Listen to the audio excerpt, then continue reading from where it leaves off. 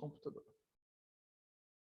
Yes, time! Começou a aula. Boa noite, meu povo e minha pova. Bom, aqui... Deixa eu aumentar esse trem aqui. Cadê o...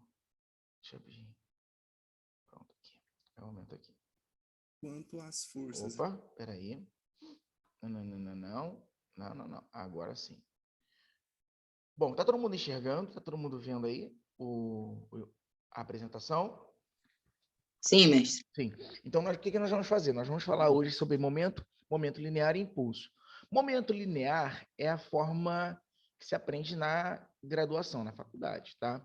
Mas vocês devem ter visto algo parecido, que na verdade só com o nome trocado, é a mesma coisa, na verdade, só que com o nome trocado, que é chamado momento de inércia. Momento linear e momento de inércia é a mesma coisa, tá? E impulso. O momento linear, ele está diretamente ligado ao impulso. Tá? Impulso exatamente pelo nome mesmo, o próprio nome diz, impulso. Tá? Você aplicar uma força em um determinado intervalo de tempo, e aí esse conjunto de força com intervalo de tempo, a gente chama de impulso. Tá? Aí você vai ver impulso em várias áreas, da engenharia, da física, enfim, e de várias outras linhas aí, para vocês entenderem. Bom, um resumo bem rapidinho, eu não vou ficar lendo, não. Acho que esse material é de um professor de um colégio bilíngue, então vai ter algumas coisinhas em inglês assim, que esses colégios bilíngues geralmente obrigam a parte da apresentação ser em inglês e parte ser em português, que às vezes os alunos que são de língua inglesa, os alunos que são de língua portuguesa, eles não sofrem tanto na hora de aprender. Então, vamos lá. O momento linear é conservado para todas as colisões enquanto as forças resultantes externas não interferem. Quando a gente está falando sobre conservação de momento linear ou momento linear, é o seguinte: eu tenho um ou mais objetos, tá, que eles podem colidir, e essa colisão elas podem ser elásticas, inelásticas, tá, ou semi-elásticas, ou parcialmente elásticas, podemos dizer assim. Essas colisões, ou seja, melhor, olhando só o objeto em si, a massa do objeto, um caminhão indo direto a um poste. O caminhão tem uma massa enorme e ele possui uma determinada velocidade. O produto entre a massa do caminhão e a velocidade diz o quanto o estado inicial deles se encontra. Quando a gente fala sobre a segunda lei de Newton, inércia, a gente fala assim, manter o corpo em movimento ou parado. Né? Se o objeto estiver em velocidade constante ou estiver parado, ele está no seu estado de inércia. Você tirar esse objeto do seu estado de inércia implica você pegar a massa dele e gerar uma determinada velocidade, que pode ser zero ou pode ser uma velocidade numérica qualquer. Esse quantitativo de inércia a gente chama de momento linear. É a mesma coisa você pegar um caminhão que está a 2 km por hora, 2 km por hora, tá? Lentinho, devagarinho. E tentar parar ele com o seu próprio corpo. Você sabe que é impossível. Um caminhão aí de 3, 4 toneladas, por exemplo, você pegar essa massa, né, que se desloca a uma velocidade de 2 km por hora, em relação à sua massa, tá? E o seu estado de inércia, é ridículo. É como se você fosse o caminhão te vê como se fosse nada, né? Um objeto ali que não faz nenhuma modificação no seu estado inicial, que é deslocar a sua massa de... Oi? Alô? Foi sem querer, mestre. Então, vamos lá. Eu estou falando isso, mas isso vai estar escrito em vários outros slides, então eu vou vir passando para a gente não perder muito tempo. É mais ou menos aqui o que eu falei com relação ao exemplo do caminhão, que é um exemplo bem clássico. A fórmula em si, que eu falei de forma bem lúdica, agora aqui está no papel, né? No slide. Um momento de inércia, um momento linear, um momento de estado de inercial desse objeto está relacionado à massa dele e à velocidade com qual ele se encontra. Tá? Isso aqui pode ser zero, ele está no estado inicial, no momento de inércia dele ser zero, mas mesmo assim, para ele gerar uma velocidade mínima para sair do seu estado inicial, você vai ter que deslocar essa massa, ou seja, a inércia desse objeto vai depender da massa dele e o quanto de velocidade que você quer aplicar. Então, o momento de inércia é massa vezes a velocidade. Lembrando, são esse sistema aqui é um sistema fechado. Ele não sofre ações externas. Tá? Eu não tenho, por exemplo, um outro caminhão empurrando esse caminhão e gerando aceleração, mudando a velocidade dele a cada segundo que passa, não tem nada. Ele é um caminhão que está a velocidade constante. É um exemplo do caminhão, tá? Podia ser qualquer coisa, patins, você andando, ou você parado. Oi? Alô? Olá, olá. Bom, vamos lá. Continuando. Mais um pouquinho aqui. Aqui é um exemplo de momento linear. Deixa eu só pular um pouquinho. Aí, ó, pense. Você consegue pensar em um caso onde o skate e um caminhão teriam o mesmo momento linear? Sim, é a relação entre a massa e a velocidade. O produto entre a massa e a velocidade dos dois tem que dar o mesmo valor de momento linear. Aí, isso responde aqui, ó. Por exemplo, se um caminhão de 1.000 quilos tem uma velocidade de 0,01 metro por segundo, né, e aí, nesse caso aqui, o momento linear dele seria 10 quilos por metro por segundo. O skate pode ter 1 quilo e uma velocidade de 10 metros por segundo. E o momento dele também seria 10 quilos por metro por segundo. Tá? Note que assim, ó, 1.000 vezes 0,01 dá 10 quilos por metro por segundo. 1.000 é a massa do caminhão e 0,01 metro por segundo é a velocidade dele. Agora, o skate com 1 quilo multiplicado já com uma velocidade de 10 metros por segundo, vai possuir o mesmo momento linear. Por isso que dizem assim, se você pegar uma bilha, ou uma bola de gude, ou enfim, um objeto qualquer muito leve, desconsiderando a resistência do ar, subir num prédio muito alto e largar, ele vai gerar um momento linear final absurdo, porque a velocidade dele, como ele está sofrendo aceleração, né, a ação externa da gravidade, como ele está acelerando, a velocidade dele multiplicada com sua massa vai dar um momento de inércia absurdo. E, de repente, aquele momento de inércia para uma pessoa que está ali embaixo, o corpo dela não consegue suportar essa ação dessa inércia. Tá? Ou seja, o corpo da pessoa, a massa da pessoa que está lá embaixo, não vai conseguir gerar uma colisão elástica ou inelástica, né? Esse objeto pode bater na cabeça e perfurar o cérebro da pessoa, por exemplo. Onde numa situação onde você jogaria uma bolinha de gude para cima e batesse na cabeça da pessoa, o máximo que a pessoa ia ficar chateada. Mas não ia, matar aquele ser humano. Continuando. Aqui, ó, impulso modifica o momento linear?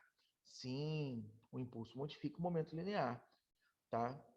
Ó, a mudança de momento linear depende da força que age sobre o tempo. Então, só, se eu tenho um momento linear inicial e depois um momento linear final, note, eu não estou trabalhando com a aceleração nesse caso. Eu só estou estudando o que eu tenho no início e o que eu tenho no final. Tá? Ponto. É isso. Então, se eu pegar a diferença entre o final menos o inicial do momento linear, essa diferença de momento linear, você tem o impulso. O impulso não é tirar o objeto de uma situação tipo zero, você está zero agora e de repente você dá um pulo. Você gera um impulso.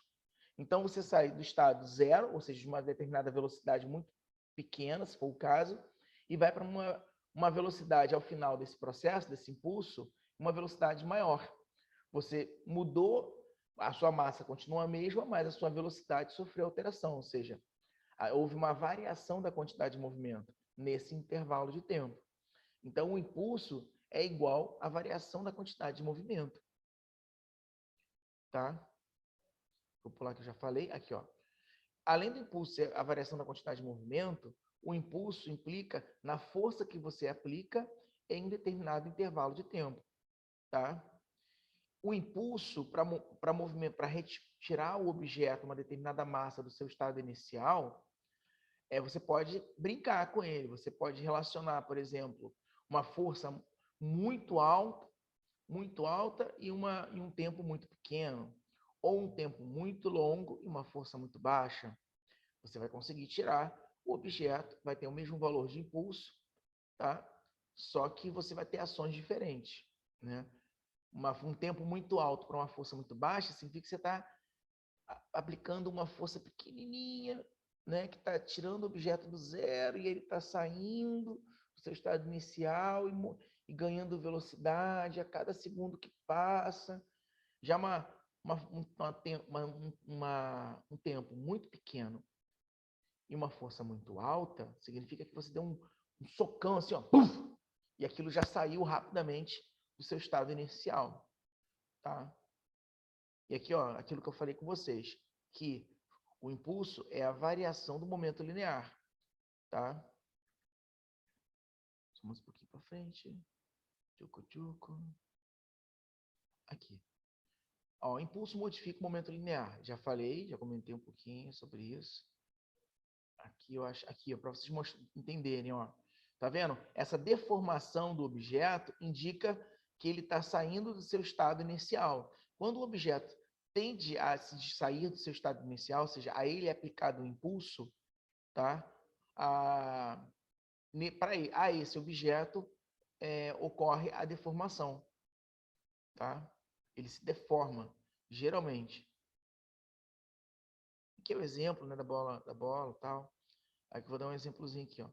Tem a do carro, ó, um exemplo bem legal. Aqui, ó, eu tenho uma massa pequenininha, uma velocidade muito alta. Aí bateu no feno.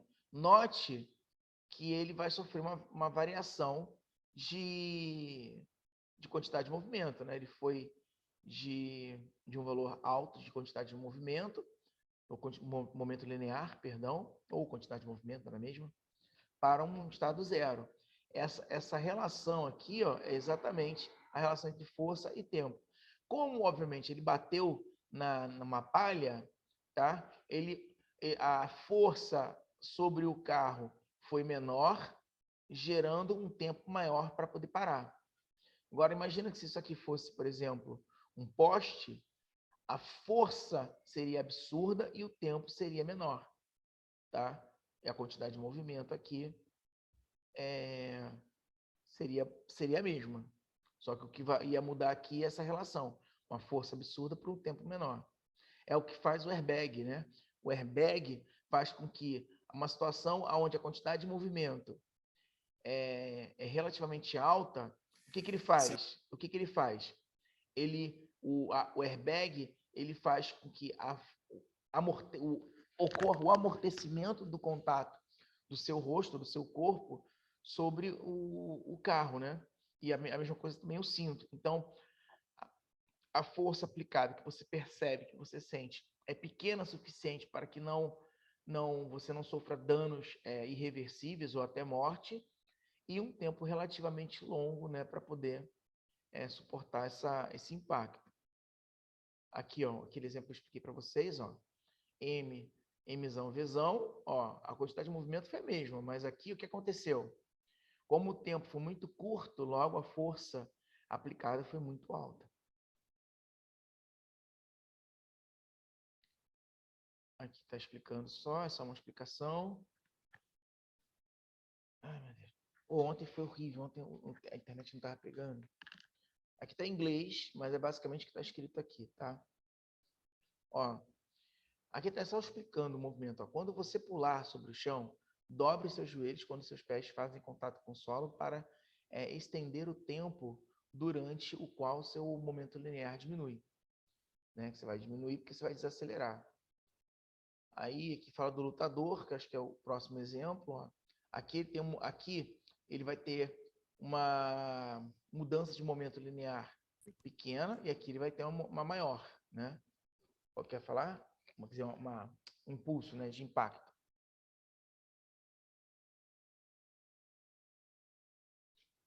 Ai, não acabou não, é que eu tô bebendo água, gente, desculpa.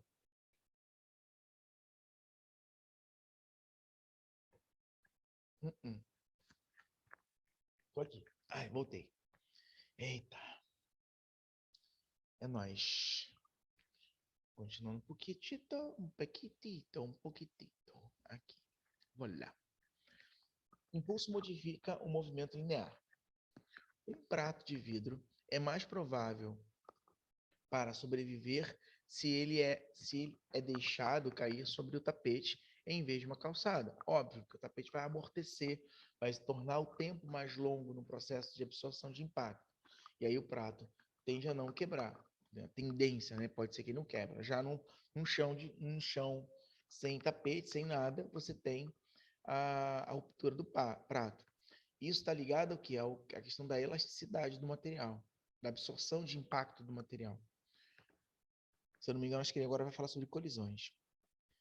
Daqui a pouquinho, ó. Está contando sua história, blá, blá, blá, os sachê. A gente pode me parar em qualquer momento, se quiser um exemplo ou perguntar alguma coisa. Não é porque a nossa última aula oficialmente não. Semana que vem eu devo levar alguns exercícios para fazer em sala, aleatórios assim. Quem quiser estar comigo presente para poder fazer alguns exercícios, vai ser muito bem recebido na próxima aula. Bom, ricocheteando. Suponha que você pegue um vaso que esteja caindo com as mãos. Você fornece um impulso para reduzir seu momento linear para zero. Se você jogar o vaso de volta, você deve fornecer um impulso adicional. Tá? Um exemplozinho básico aqui, ricocheteamento, né? Ricochetear está dentro do nosso vocabulário. Aqui é um cauzinho, né? Porque essa menina aqui com certeza não quebrou esses tijolos aqui com certeza estavam já tudo já rachado, né? Isso é caô. E aqui é também novamente transmissão de energia aqui, ó. Tá? Está ricocheteando, ou seja, o impulso da primeira placa passa para a segunda, que passa para a terceira, que passa para a quarta. Tá? Quebrando os tijolos.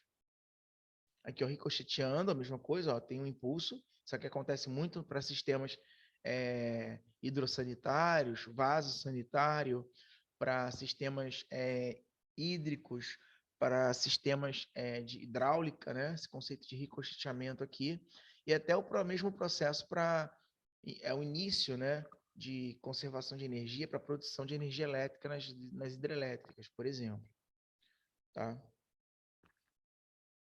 A lei de conservação de um momento linear diz que se você não tiver nenhuma ação externa, gente, o momento linear, o somatório de todos os momentos lineares que acontecem no início do processo precisam ser iguais ao que acontece ao final do processo. Se eu não me engano, acho que ele vai apresentar uma bola de canhão daqui mais para frente. Espera aí. Aqui. Ó, aqui, ó, tem um momento linear, uma quantidade de movimento. Tá? E aqui também tem uma quantidade de movimento. A quantidade de movimento aqui tem um valor.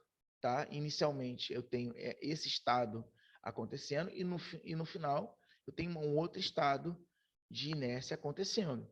Tá? Então, tem aqui que a quantidade de movimento aqui é um determinado valor, que é inicial, que é igual à soma desse quantidade de movimento do canhão indo para trás e da bala de canhão indo para frente.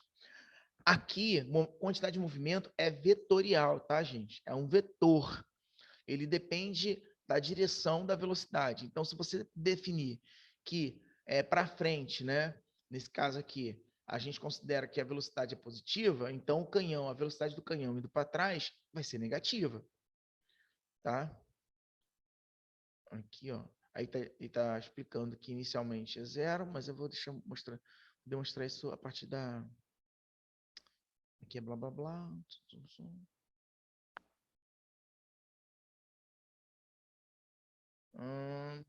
Falando sobre exemplos de núcleos atômicos, sobre como o comportamento dos átomos.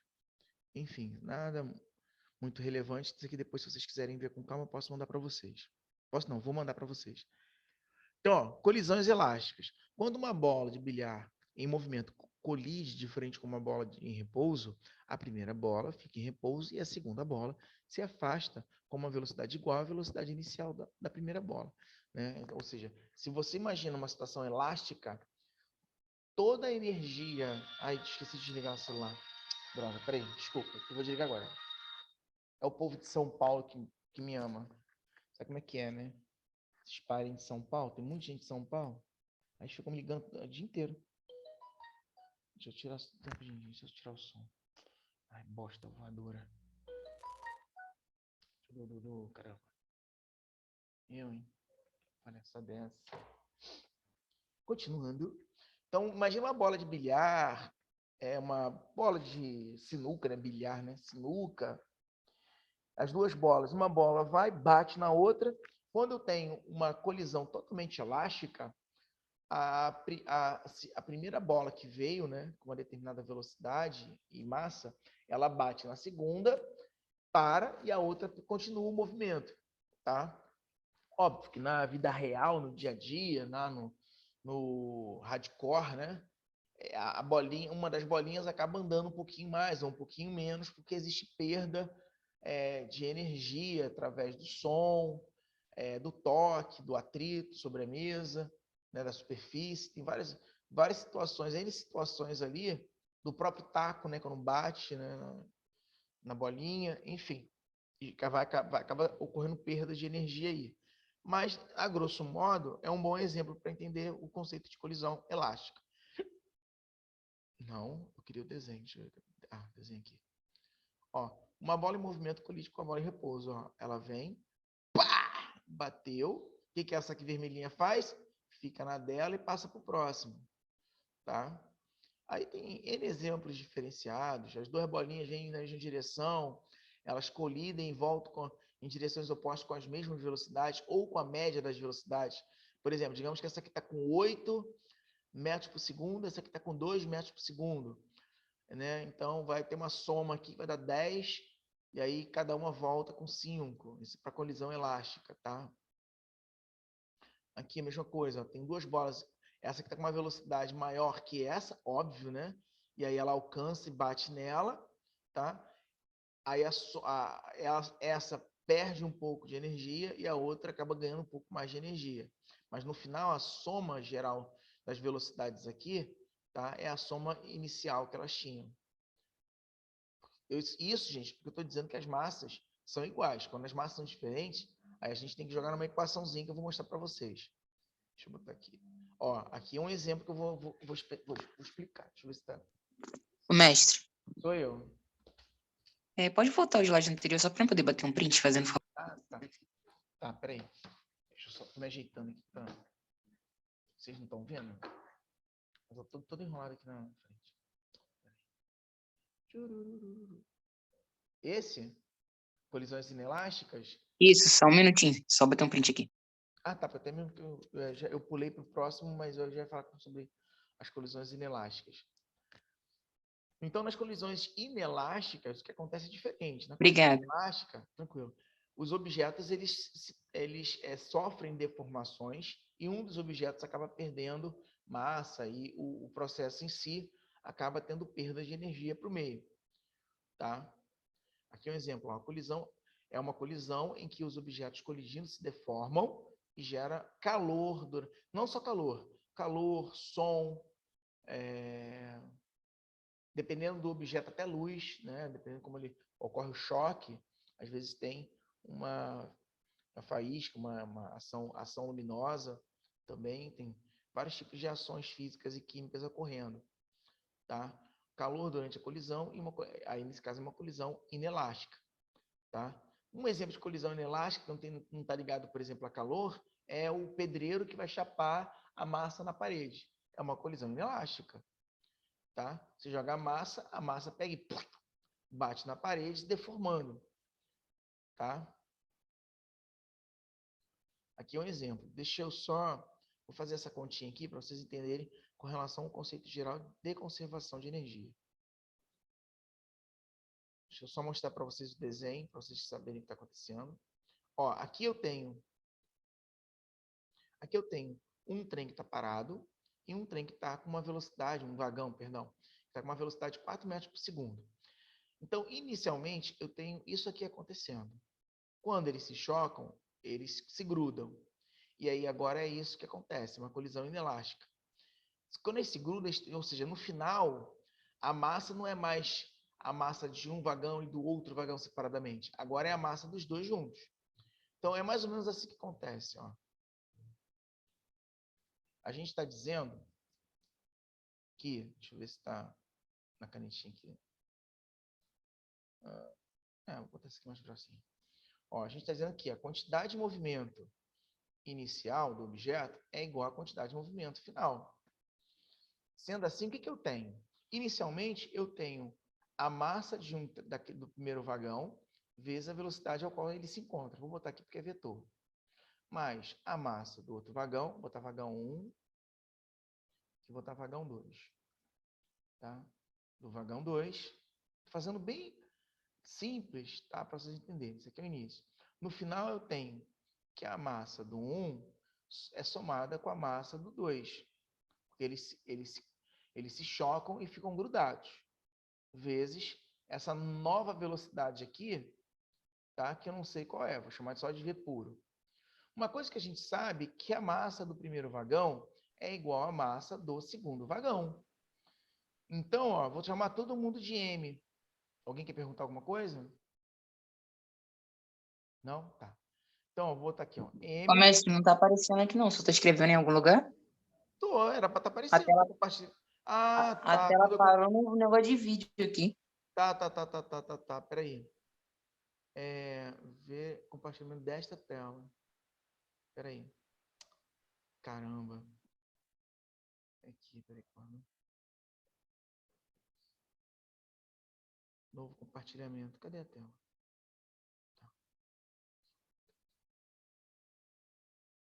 E agora? Vocês estão vendo? Agora tá, valeu. Tá, então deixa eu voltar do início. Ctrl Z. Tá indo. Deixa eu fazer aqui. Fazer a forma mais prática aqui. Deixa eu voltar do início para vocês entenderem. Senão não faz sentido.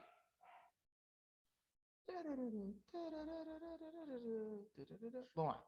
Então, a quantidade de movimento inicial, a quantidade de movimento em si, quando não tem ação externa, ela se conserva. Tá? Logo, o que é quantidade de movimento? Para vocês lembrarem. Vou botar aqui do ladinho. Quantidade de movimento, ou momento linear, é massa vezes a velocidade. Uma coisa que a gente sabe, que a massa do primeiro trem é igual à massa do segundo trem. Ou seja, é igual a m, os dois. Então, vou fazer aqui de forma bem linear, tá? Sem problema nenhum. Vou ver tudo que acontece no primeiro momento, quais são os corpos, como eles estão se envolvendo, como é que está acontecendo no sistema inicialmente. Então, eu tenho a massa do primeiro trem vezes a velocidade dele, vetorial, tá? Eu tenho a massa do segundo vagão, falando trem, né? Vagão, vezes a velocidade do segundo vagão, tá? Em tudo inicial. E depois, o que eu tenho? Eu tenho a massa do primeiro vagão mais a massa do segundo, porque é um choque inelástico no qual eles se grudam, tá? Que poderia ser um choque inelástico no qual eles não se tocassem, né? Poderiam um ficar parado e o outro continuar em movimento, porque amassou, enfim, coisas acontecem, várias possibilidades. Então, eu tenho essa velocidade aqui que eu quero descobrir. Bom, primeiro de tudo, eu sei que a massa 1 e a massa 2 são iguais. Então, M, então vou chamar todo mundo de M, então. Fazendo bem passo a passo, tá? Depois que você entende, você vai pular tranquilamente essas etapas aqui sem problema nenhum. Então, aqui M vai dar 2M V. Todo mundo entendeu de onde saiu esse 2M? Que se esse cara aqui é igual a esse... Oi? É o valor total da M1 mais a M2, é esse? Isso. Porque se os dois são iguais, então, se os dois são iguais, a gente chamou de M, então é 2M. Tá. Aqui do lado de cá, ó, a gente já pode matar uma situaçãozinha. Ó. Esse cara é 0. Por quê? Porque o vagão lá, se vocês lembram, ele estava parado. Tá? Então, aqui é 0. Então, inicialmente, eu tenho a primeira massa vezes a velocidade ao qual o primeiro vagão se encontrava. Não sei se vocês lembram, mas era 4 metros por segundo. Aqui vai dar 0, porque não importa a massa do vagão, se ele está parado, a quantidade de movimento dele naquele momento ali, aquela exata fotografia do momento, é 0. Tá? Aí bota igual, aí vai ficar aqui, ó, 2mv. Note, eu não preciso, nesse caso, como as massas todas são iguais, eu não preciso nem saber qual é o valor das massas. Por isso que ele no problema não deu. Porque, ó, do lado esquerdo todo mundo está se multiplicando, do lado direito também está todo mundo se multiplicando, então posso só cortar M com M. E já pegar esse 2 aqui e jogar para baixo dividindo.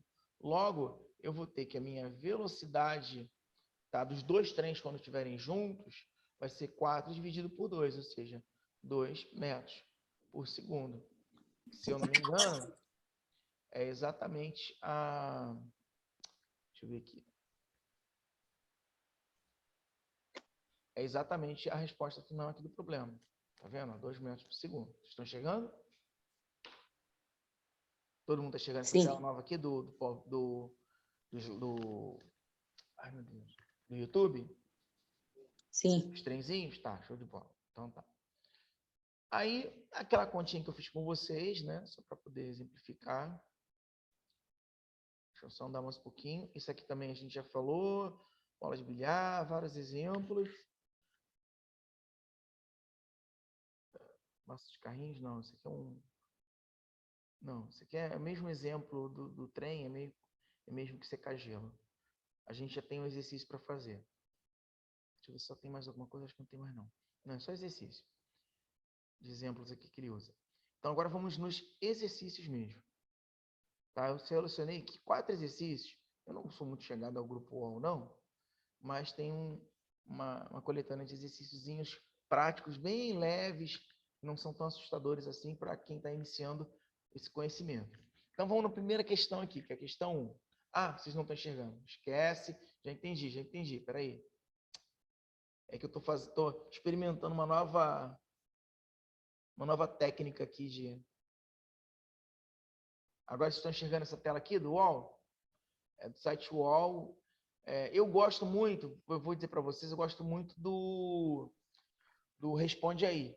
Tá? Responde Aí, quando vocês começarem a estudar, estiverem estudando, quiserem, né, aprender mais sobre cálculo integral, ou então qualquer outra disciplina da área das engenharias, você tem no Responde Aí e no Guru... Não é Guru da Física, não. Ai, meu pai. É Guru de alguma coisa. Enfim. São assim, ótimos, que só tem exercícios. Exercícios vêm assim, leve. Tem o freestyle, que assim, faca na caveira, tá? E tem o overdose tripla de LSD com morte súbita, que é os mais das galáxias, assim, que é lá, tipo assim, IME, ITA, é cheio de parangolé. Enfim. Então, vamos na questão 1. Tá todo mundo vendo aqui a questão, né? Crianças? Olá. Fala comigo, Igor. Dá para ver sim, Assim, professor. Show. Então, vamos lá. Ó, durante um jogo de futebol, um jogador chuta a bola, aplicando sobre ela uma força de intensidade 5 vezes 10 elevado a 2 durante um intervalo de tempo de 1 segundo, 0,1 segundo. Calcule o impulso. Olha, ele me deu a força e me deu o tempo. O impulso não é força vezes o tempo? Então, é só você multiplicar a força pelo tempo. Olha lá, ó. Força, 5 vezes 10 elevado a 2, que é 500, né? E o tempo é 0,1 segundo. Ó, ele pegou 500 e multiplicou por 0,1, achou 50 newton segundo. Cuidado que a unidade do impulso é newton segundo. A unidade da quantidade de movimento é quilograma metro por segundo. Quilograma metro por segundo é a quantidade de movimento. São duas coisas diferentes. Vamos voltar aqui para a questão 2. Na questão 2, rola o seguinte. Ó, uma força de 6 newtons atuando sobre um objeto em movimento altera sua quantidade de movimento em 3 kg metro segundo. Essa é a quantidade de movimento, ou momento linear, tanto faz. Durante quanto tempo essa força atuou sobre esse objeto? Note, ele está me dando força e quantidade de movimento, e ele quer saber o tempo. Ou seja, lembra que a variação da quantidade de movimento, ela é impulso. Então, eu posso pegar essa força, multiplicar pelo tempo, igualar com 3. Quer ver? Vamos ver se vocês entenderam. Ó, eu estou dizendo assim, ó, ele me deu uma força de 6 newtons e uma quantidade de movimento de 3 kN por metro por segundo, que é a variação da quantidade de movimento. Aí, Aí eu sei que a variação da quantidade de movimento é o impulso. Eu sei que a variação de quantidade de movimento, então vai ser força vezes o tempo. A variação de quantidade de movimento vale 3, a força que ele deu vale 6, e o tempo é o que ele quer descobrir. Logo, eu jogo esse 6 para debaixo aqui, ó, fica 3 sobre 6, tá? E aí, ó, fazendo esse 3 dividido por 6 dá meio, né? 0,5. Ou seja, o tempo que vai ocorrer esse impulso aí, tá? É de meio segundo. Ó, eu acho que uma das questões para cair na prova está aqui dentro dessas 4. Hein? É a dica que eu dou para vocês. Eu acho, estou só supondo. Aqui é bem legal, porque é aquelas situações de gráfico, tá? Então, o que acontece? O gráfico a seguir representa a variação da intensidade da força em função do tempo. Força em função do tempo. Então, ó, se a gente quer entender o conceito de impulso, aqui está perguntando, calcule o impulso da força nesse intervalo, em 15 segundos. Então, ou seja, tudo que acontece abaixo desse gráfico aqui, ó, dessa figura geométrica, que é um trapézio, ou um quadrado e um triângulo, tá? Representa o impulso que o objeto sofreu. Tá? Então, basicamente, é só calcular a área do quadrado, a área do triângulo, somar as duas, e aí você consegue saber qual é o impulso. Porque impulso é força pelo tempo. Note, ó, força pelo tempo. Então, vamos lá, vamos ver como é que ficou, então. Aqui, ó. O impulso da força é igual à área sobre a curva do gráfico. Força vezes o tempo. A área desse gráfico é igual à soma da área do retângulo, tá? Que é 0,8 segundo, tá? E, peraí, com a área do triângulo, de 8 a 15 segundos. Vou voltar lá na figura só para a gente ver. Aqui, ó. De 0 a 8 segundos e depois de 8 a 15 segundos. Então, vamos calcular essa área e essa área. Quem sabe a do trapézio, já calcular o trapézio, vai ficar perdendo tempo. Tá? Aí ele pegou, ó, calculou a área do retângulo lá, deu 120, calculou a área do triângulo, deu 52,2. A área total, que é a soma do triângulo, do retângulo mais o do triângulo, vai dar meu impulso, que nesse caso é 172,5 newton segundo. Tá? Vamos voltar para a última questão aqui, que é a questão 4.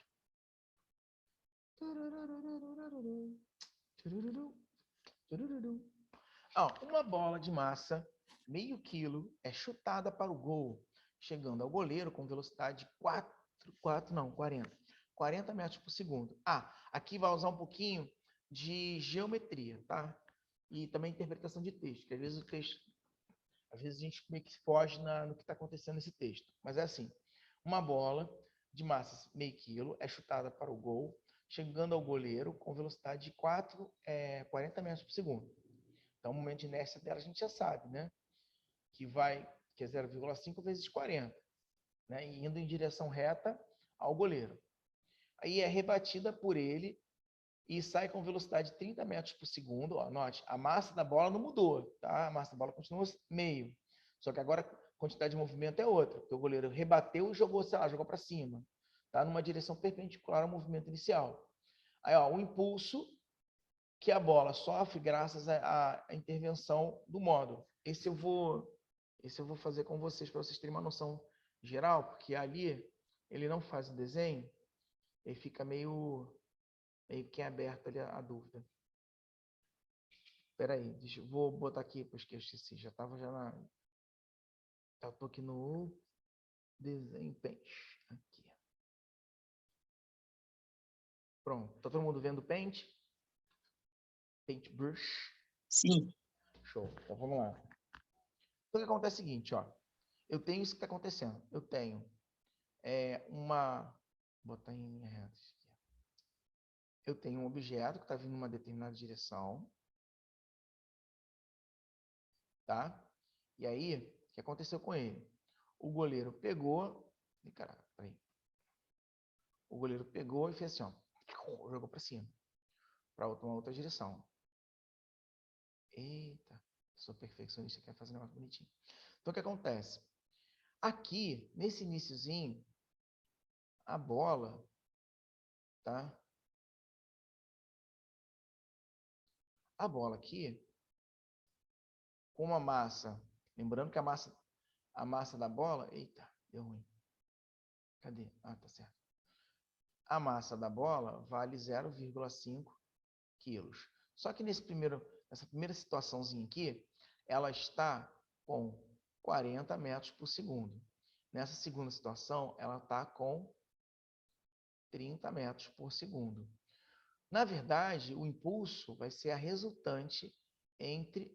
ficou meio podre isso aqui, mas dá uma colher de chá. O impulso, nesse caso, é a resultante entre... O impulso não é a variação da quantidade de movimento? Só que nesse caso aqui, a quantidade de movimento não está ocorrendo na mesma linha. Esses dois não é igual lá do vagão do trem. Eles não estão na mesma linha. Então, nesse caso aqui, o impulso, nesse caso, vai ser a relação pitagórica desses dois carinhas. Então, ó, o impulso ao quadrado, porque ó, quem já sacou, ó, isso aqui dá um triângulo triângulo retângulo. Esse carinha aqui, ó, que eu puxei, esse Ô, Merck, trapézio. Oi? o senhor está usando o teorema de Pitágoras aí? Teorema de Pitágoras. Estou usando Pitágoras. Porque agora aqui o que acontece? Aqui eu não tenho o impulso, ele é igual à variação da quantidade de movimento.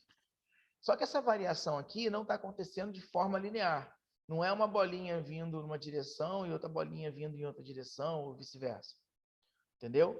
Não é isso que está acontecendo. Não está acontecendo na mesma linha. Nesse caso aqui, o que está acontecendo é que ele está fazendo cada uma delas está indo numa direção diferente. Logo, o que eu vou ter? Eu vou ter que fazer, ó, triângulo pitagórico, tá? Onde esse cara aqui representa a hipotenusa. Eu tenho a altura, eu tenho a base. Logo, a relação entre a variação de quantidade de movimento aqui, ó, vai estar associada exatamente a essa resultante. E a resultante é o impulso, que vai ser o que a gente chama de hipotenusa. Tá? Então, a hipotenusa elevado ao quadrado vai ser igual à quantidade de movimento 1, que eu vou chamar isso aqui de 1, e isso aqui de 2. Tá da bolinha. Quantidade de movimento 1 ao quadrado, mais a quantidade de movimento 2 ao quadrado, porque é um sistema retangular, tá? De 90 graus. Bom, continuando. Aí, vou jogar isso aqui, vou jogar raiz quadrada, a gente já sabe, né? Basicão, esse cara vale 40. Quem é casca grossa em triângulo pitagórico, já sabe que vai dar 50, porque esse aqui é um triângulo, é o que a gente chama de triângulo pitagórico, onde tem 4, se um lado é 4, outro é 3, o outro lado é 5. A hipotenusa é 5. Tá? Então, qualquer múltiplo disso é a mesma coisa. Então, nesse caso aqui, ó, se você fizer esse cálculo aqui, você vai achar 2.500, raiz quadrada de 2.500 vai dar 50. 50 o quê? Newton segundo. Tá? Esse vai ser o valor do impulso.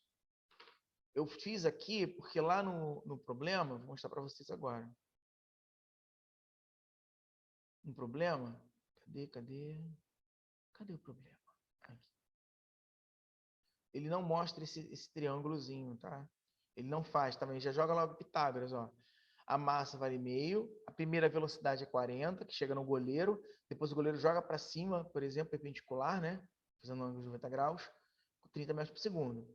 Ó, e como as duas velocidades são perpendiculares entre si, para encontrarmos a velocidade resultante, devemos utilizar o teorema de Pitágoras.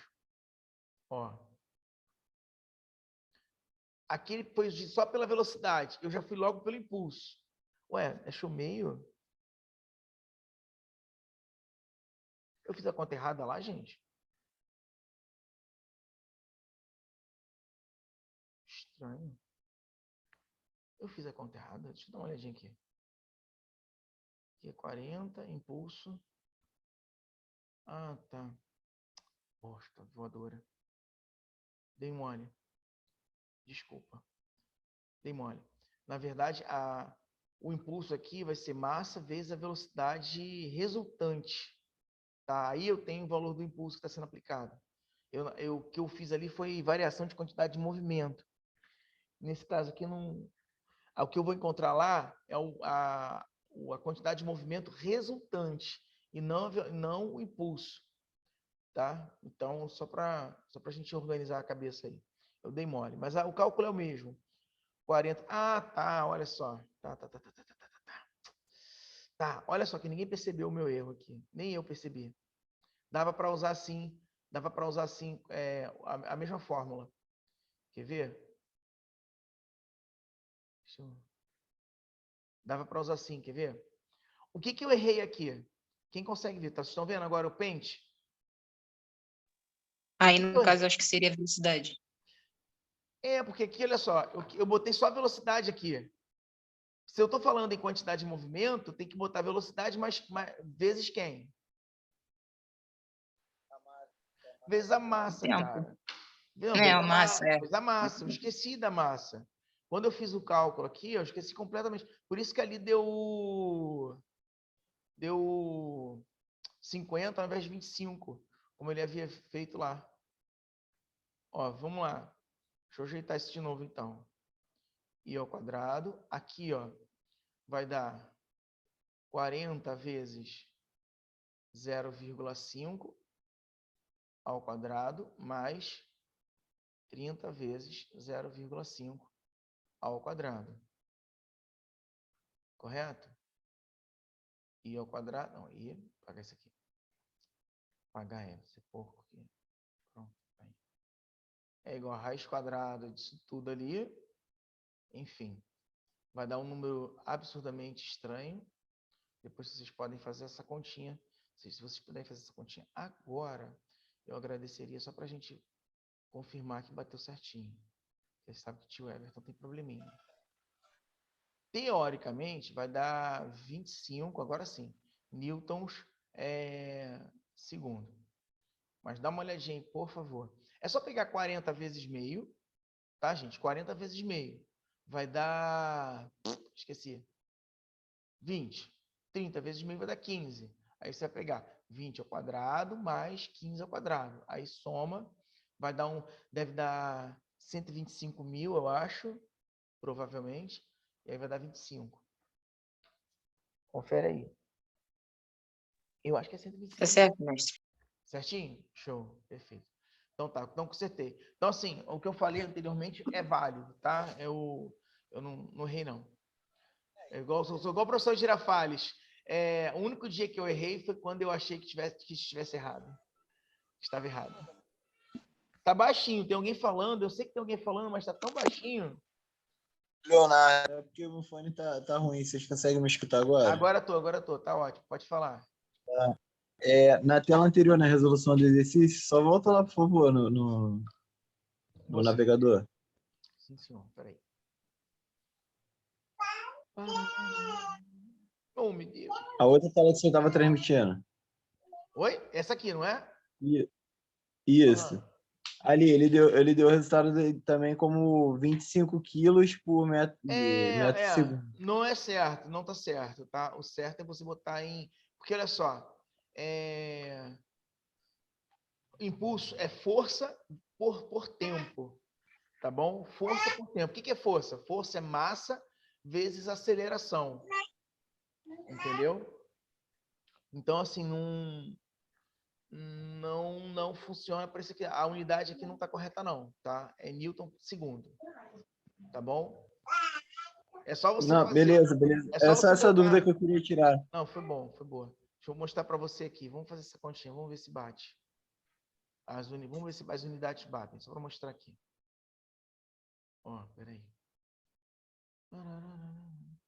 Deixa eu apagar esse pedaço de cá, lá de cá. Pronto, olha só. Impulso é igual a unidade, né? Força vezes segundos. Impulso, força. Força é massa, quilograma. Força é massa vezes aceleração. Aceleração é o quê? Quem lembra da aceleração? É velocidade dividido pelo tempo, em segundos. Aí, ó, agora, isso aqui é o que eu estou fazendo, isso aqui. Tá? Ó, vezes segundos. Vocês vão ver que vai dar o valor, ó. Vamos ver. Velocidade. Velocidade é... Oh, meu Deus. Velocidade... Estou tentando chegar em quilograma, metro por segundo. Isso. Velocidade é metro, tá? Por segundo. Só que já tem um segundo aqui embaixo. Então, outro segundo aqui. Tá vendo, ó? Velocidade? Ó. Aí eu posso cortar um segundo daqui com um segundo daqui de cima. Aí eu vou ter que o impulso é igual a quilograma massa por segundo, tá? Só que isso aqui é quando a gente está falando com relação à variação de velocidade. A velocidade está variando, por isso que eu vou ter velocidade sobre o tempo. Porque é variação de velocidade, a velocidade está variando. E aí isso aqui está ligado à quantidade de movimento. Tá? Por isso que a gente coloca sempre força vezes o segundo, porque o impulso é a relação da força vezes o segundo ou a variação da quantidade de movimento. Dizer que impulso é quilograma massa por segundo, você está dizendo que impulso é quantidade de movimento e não variação da quantidade de movimento. Tá? Assim, não é legal. Num concurso, numa prova, até passa, mas num concurso, que cai geralmente essas coisas, esses detalhezinhos bobos assim, cai a mesma resposta. 30, força segundo, letra A. Não, geralmente é letra B, assim, a letra A, né? Aí a letra A, 30 quilograma metro segundo. Ele está pedindo impulso. Aí tu pega, faz lá a continha, deu 30. Uhul! Ah, acertei. Ah, já acertei mais um. Ai, que bom, vamos passar para outra. Mentira. Você errou, era a letra B. Aí tu vai olhar lá o digital, era a letra B. Sacou? Entendi, mas entendi. Então, assim, vamos tentar sempre, cada um no seu quadrado, tá? Como aqui é uma parada de vestibular, é de ensino médio, então ele meio que deixou, tá? Passou, mas não é bem assim não. Agora acabamos aqui a última, vamos para esse carinha aqui. Deixa eu só dar uma aumentada. No final de todos os vídeos, Espera aí. eu deixo para você. Já sei, calma, já vou botar aqui para vocês verem o maluco aqui. Que agora que eu descobri como faz para não aparecer um monte de coisa na frente atrapalhando. Agora, no finalzinho. Mas enfim. Vida que segue. Bom, esse cara é o Boaro, né? Que é um professor de física, mas ele tem no YouTube dele, no canal dele, ele tem não só física, ele tem física, química e matemática. Matemática, assim, todos os conceitos de integração, cálculos, exercícios dos mais simples até os mais complexos de cálculo, de química e de matemática, ele aborda, tá? Sem problema nenhum. Então, se vocês tiverem curiosidade, é só ir lá no canal do Boaro e botar lá o que você quer, buscar o que você quer, e aí vai estar lá para você estudar. Aqui ele vai falar sobre força resultante, né? Força centrípeta resultante. Vou passar um pouquinho, na verdade, vou usar o desenho todo que ele vai fazer aqui. Aqui, pronto. Para ficar melhor. Bom, aqui, ó. Só para lembrar. Caso caia com relação ao movimento circular na prova, tá? Provavelmente vai ser teórico, tá? Talvez não seja, não tenha exercício, cálculo para ser feito. Isso é uma possibilidade dentro do que eu já vi. Só estão dando umas dicas. Então, eu vou focar mais na parte teórica aqui, tanto que esse vídeo é só teoria. Tem até exercício, mas não é no finalzinho, eu acho. Mas eu vou ficar focando mais na parte teórica, tá? Então, ó, o que eu tenho no movimento circular? Quando eu tenho um objeto circular. Sempre imagine, para facilitar a nossa vida, uma pedra e um barbante, tá? Você está girando a pedra e o barbante, tá bom? Imagine dessa forma. Ou, como eu imaginava quando eu estudava isso, eu imaginava botar um gato dentro de um balde com água gelada, tá? E girar ele no balde, também é bem legal.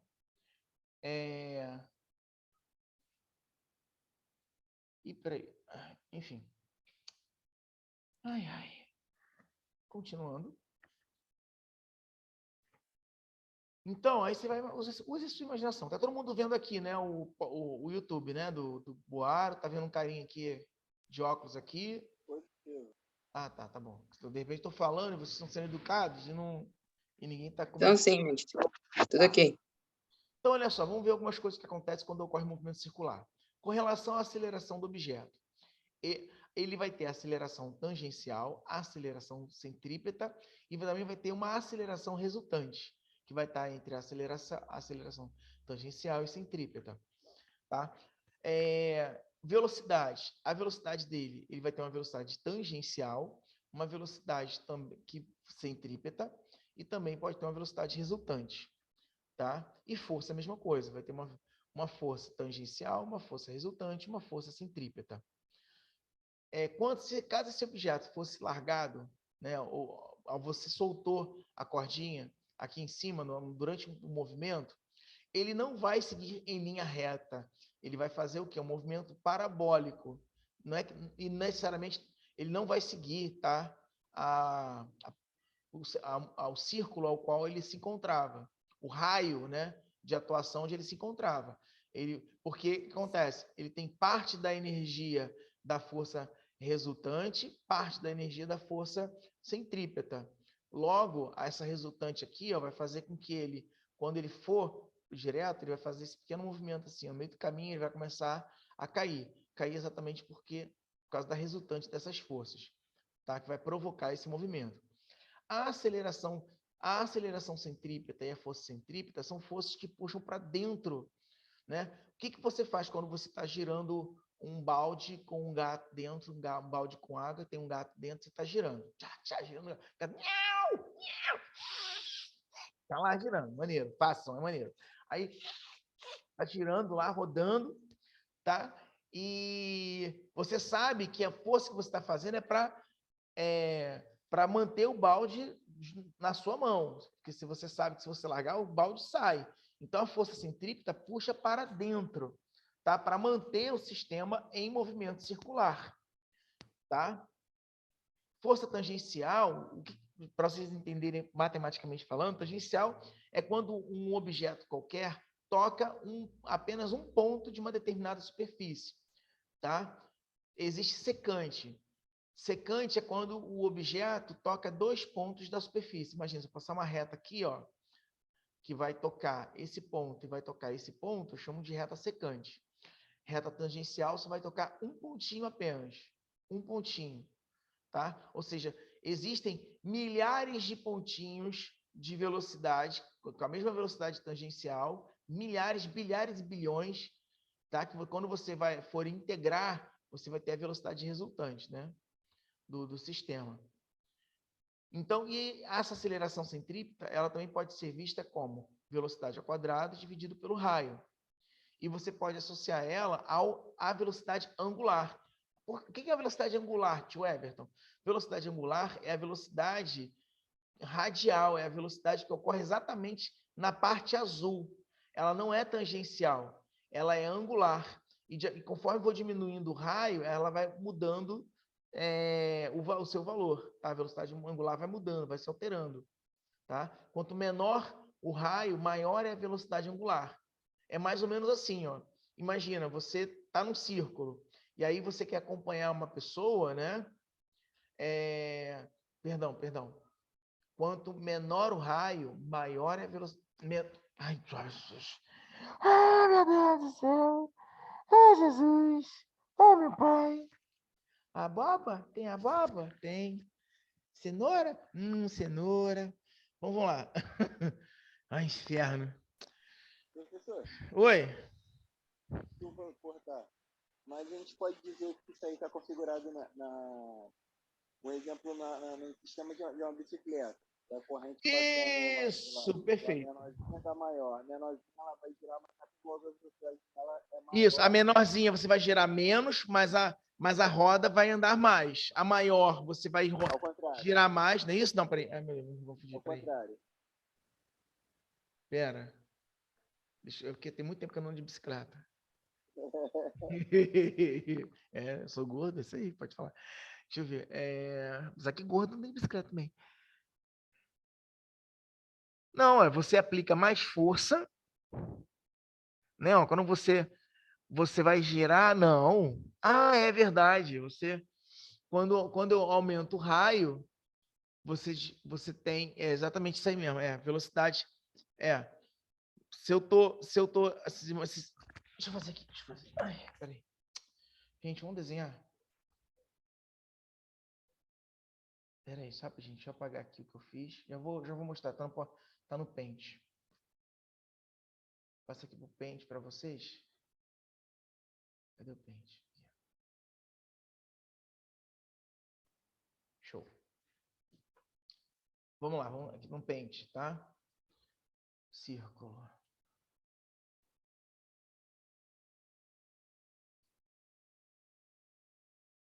Oh, caramba. Aqui. Círculo menor.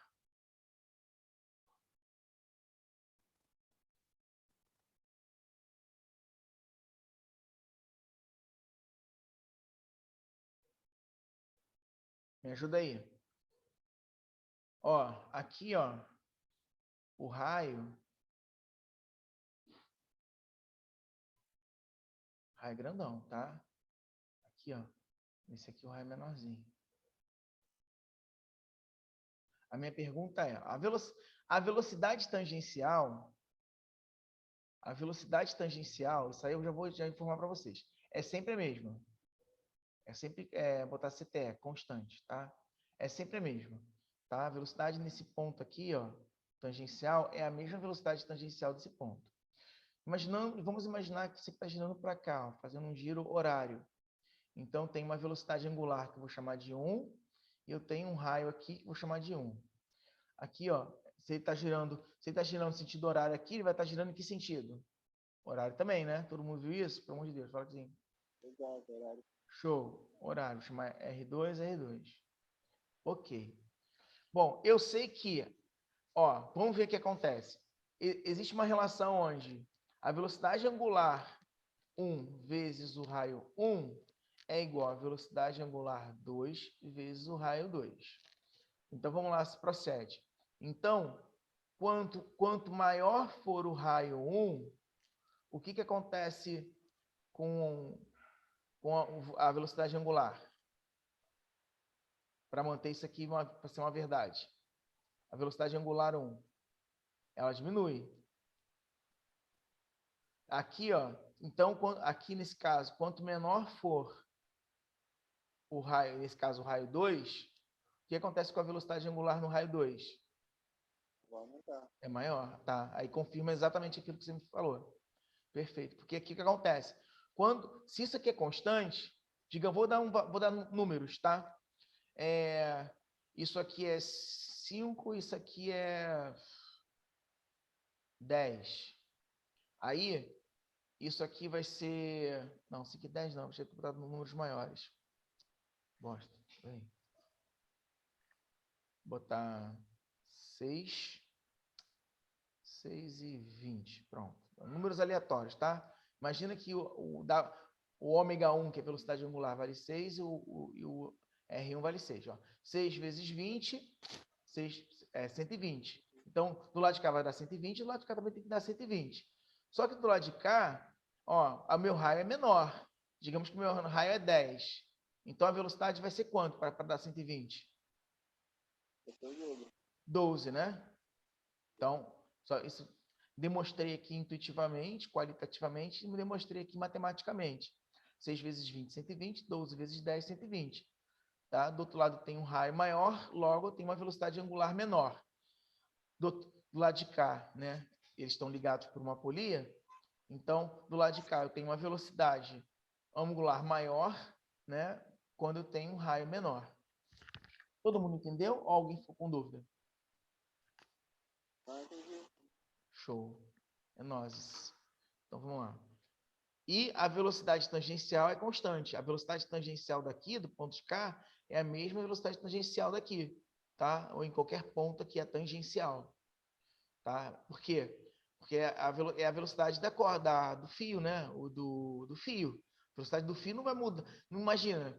Aqui o fio tem uma velocidade, e quando ele chega aqui ele tem outra. Você está interligando os dois. Seria bizarro, né? Toda corrente de bicicleta ia explodir, ia estourar. Ou embolar, ia acontecer alguma coisa louca nela. Então vamos voltar lá para o Boaro. Boaro. Voltei para o Boaro. Deixa eu voltar aqui para a tela para vocês. Boaro. Não, esse aqui não, esse aqui.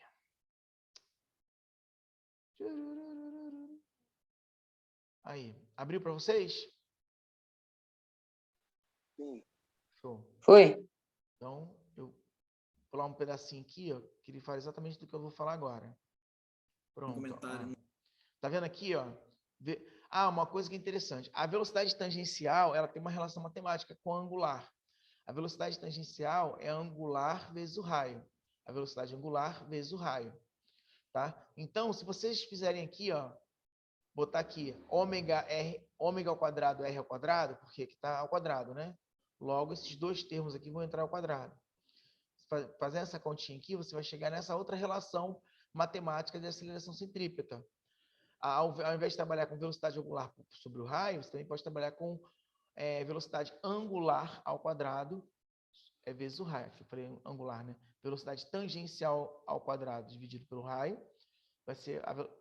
você pode trabalhar com velocidade angular vezes o raio. Isso aqui você trabalha em vários sistemas mecânicos de polia, sistemas de engrenagens, tá? Aqui é um pêndulo cônico, tá? Deixa eu só dar mais um pouquinho aqui para poder. Aqui ele está fazendo uma demonstração geral, tá? Do que acontece com um objeto, que a gente já viu isso em vários momentos, tá? Isso aqui eu só estou andando para a gente entender. Aqui é uma rua.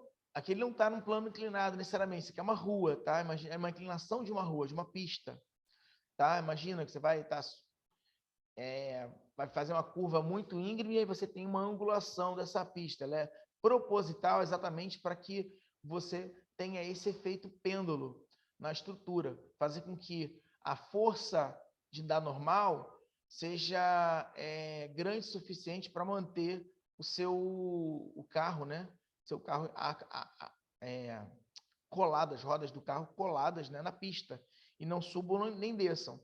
Você vai ter o peso do carro para baixo, normal, tudo que tem plano inclinado, a gente vai trabalhar, tá? E aí a gente consegue saber, por exemplo, nesse caso aqui, a ideia é descobrir qual é o ângulo que a pista tem que ter para esse carro aqui não subir e nem descer, né? Não sofrer aceleração. Nesse caso aqui, para dentro, ele está sofrendo aceleração centrípeta. Ele vai ter uma força aqui para baixo, ó, que é centrípeta, tá? Vai ter a normal, vai ter o peso, vai ter a força de atrito. Essa centrípeta está apontando para cá, a força de atrito vai apontar para o outro lado. Todas essas situações. A mesma coisa aqui no pêndulo. Ó. O pêndulo, para ele manter em movimento circular, tá? Ele tem uma tração que segura o fio, tá? Tem o peso dele apontando para baixo e tem a força centrípeta, que é o movimento circular que é gerado durante o pêndulo, tá? Do estágio pendular. Aqui, ó. Aquelas situações que eu mostrei para vocês. Esse aqui é importante. Eu vou deixar ele explicar. E de massa desprezível. Vocês estão ouvindo? Consegue ouvir ele com clareza? Sim, dá para ouvir, mas... Tá. Ele vai ler aqui exatamente o texto, né? Enfim. E aí ele vai fazer isso aqui, ó. Nós que é um pêndulo. Por algum motivo, João vai salvar o José ou alguma coisa assim, tá? E aí o João ou o José são engenheiros, estão fazendo o cálculo aqui se ele vai conseguir salvar o outro. Óbvio que quando o João ou o José acabar o cálculo, ou o João ou o José já morreu. Vamos lá. A gente consegue resolver. Bom, essa questão que eu não Unesp, né, diz assim, ó. Em um edifício em construção, João lança para José um objeto amarrado a uma corda inextensível e de massa desprezível, presa no ponto O da parede. O objeto é lançado perpendicularmente à parede e percorre suspenso no ar um arco de circunferência de diâmetro igual a 15 metros, contido em um plano horizontal e em movimento uniforme conforme a figura. O ponto O está sobre a mesma reta vertical que passa pelo ponto C, ponto médio do segmento que une João a José. Ok, João a José. O ângulo θ formado entre a corda e o segmento de reta OC é constante. Galera, considerando seno de θ 0,6, cosseno de θ 0,8, G igual a 10 metros por segundo ao quadrado, e desprezando a resistência do ar, a velocidade angular do objeto em seu movimento de João a José é igual a... Opa! Como é que é, Boaro? O que está acontecendo aí, Boaro? Ó, galera, é o seguinte. Então, você tem a seguinte situação. Aqui está a bolinha, galera. Ó, aqui está a bolinha que está presa ao teto lá, ó. Tá, então eu vou fazer aqui uma visão em perfil e com inclinação exagerada para você poder enxergar melhor. Aqui está, tá bom? Então é o seguinte, aqui eu tenho o peso, aqui eu tenho a tração, e ele está executando esse movimento aí, ó. E aqui é o ângulo θ, ó. Tá? E aqui é o ângulo θ. Muito bem. Pessoal, ele quer saber o ômega, hein? Ó, vamos construir com cuidado a nossa resolução. Ele quer saber o ômega. Tá bom. Então, eu posso pensar assim, ó. Eu vou decompor o T. Por que eu vou decompor o T, Boaro? Porque é ela que me dá a resultante centrípeta, gente. Você tem que aprender a pensar assim. Eu vou decompor a força que vai me dar a resultante. Então, o TX aqui, ó. O TX aqui é igual à força resultante centrípeta. Tudo bem? E aqui eu tenho TY, que aponta aqui para cima. Bom, galera, como não há movimento na direção vertical, então o TY ali e o peso aqui para baixo se anulam, com certeza. Então, quem que sobrou, Boaro? Sobrou o TX, que é igual à força resultante centrípeta, certo? Certo. Então, fica assim, ó. Olha só. Peraí, ele me deu seno e cosseno. Tudo bem. Tá, mas veja só. Como ele me deu seno e cosseno, mas eu vou pensar em tangente. Sabe por quê? Olha só como eu estou pensando. Gente, vou fazer aqui novamente o triângulo apenas com as forças. Você concorda comigo que a situação de forças está assim, ó? Ó, o Fx está para cá, o T está para lá, esse T aqui é o P. Gente, aqui em módulo já, tá bom? Então, ó, aqui é o TY, que é o P, aqui o TX e aqui o T. Esse cara aqui, ó, vale θ, que ele me deu, seno e cosseno. Então, eu vou escrever o seguinte, ó, tangente de θ, galera, é muito comum aparecer uma relação que você utilize a tangente de θ. A tangente de θ, pessoal, vai ser igual ao quê? Vai ser igual ao cateto oposto. Quem é cateto oposto do Boarã? Cateto oposto é o TX. Pelo cateto adjacente. Quem é o cateto adjacente? Boarô. Cateto adjacente ao ângulo θ é o TY. Ah, mas eu acabei de falar para você que o TX é força resultante centrípeta. Gente, a força resultante centrípeta é a massa vezes a aceleração centrípeta, que pode ser escrito como sendo mv ao quadrado sobre r, certo? Ou a força resultante centrípeta é o m ômega ao quadrado vezes r. Aqui eu vou usar a equação no segundo formato. Por quê, Boaro? Porque ele quer o ômega. Tá legal? Cara, estudar é um negócio muito da hora, né? Não é? Estudar, aprender um negócio. É um negócio divino. Só o professor fala isso, gente. Então, assim, perdoa ele, por favor. Um negócio que tem alguma coisa de diferente no universo. Não é possível. É uma coisa muito legal. Ó, m ômega ao quadrado vezes r dividido por ty. Quem é ty, galera? Ty é o peso, que é o m vezes g. Não é? Eu venho aqui, cancelo o m com o m. Tangente, galera, é seno sobre cosseno. Então, 0, ó como eu vou escrever. Gente, é seno sobre cosseno, ok? Eu vou até escrever aqui, vai que alguém confundiu, não lembra direito, né? Tá aparecendo para você? Não, tá no limite, mas tá, né? A tangente é o seno sobre o cosseno. Então, vai ficar 0,6 dividido pelo cosseno, que é 0,8, é igual a ômega ao quadrado vezes o raio. Gente, são 15 metros de diâmetro, ele falou, tá bom? Então, o raio vale 15 sobre 2. Tudo bem? 15 sobre 2. Tá bom? Ó, o total aqui, ó, que eu vou fazer nesse verde clarinho para você enxergar, ó, de João a José, que eles ficaram brincando de lançar o objeto de um para outro, tá? E ele está indo para lá e para cá, esse objeto, é isso que está acontecendo? Tá? Ele pega para cá, lança, vem até aqui, depois ele lança, volta até aqui, depois ele lança, vem até aqui, depois ele lança e volta daqui. E eles ficaram brincando aqui, só para não dar exercício para nós. Ó, dividido pela gravidade, que vale 10. Beleza? Muito bem. 2 vezes 6 é 12. Então, aqui vai ficar 12. Ó, galera, ômega ao quadrado, eu quero ômega, certo, galera? Ômega ao quadrado, eu tô ali ou não? Tô ali? Não. Tô, então eu vou tampar. Então, deixa eu ganhar espaço. Galera, então vai ficar, ó, 0,6 vezes 10. 0,6 vezes 10 é 6. 6 vezes 2 é 12. Então, vai ficar 12 dividido. Ele está pegando aqui, ó, 2 vezes 10, 20. Esse 20 ele está multiplicando com 0,6 cruzado. Aí vai dar 12 dividido por 0,8. Só que ele vai pegar esse 15 aqui, ó, e multiplicar por 0,8. Então, vai ficar 12 dividido por... Eu acho que 6. Vou ver aqui. Eu acho que é isso, sei lá, vamos ver. 15 vezes 0,8, gente, 80% de 15 é 12, né? É 12 também, né, Bárbara? É 12 também. Ah, tá. É 12, é 12. 0,8 vezes 15, 12. Cara, olha só, ficou 12 e 12. Galera, 12 sobre 12 é 1.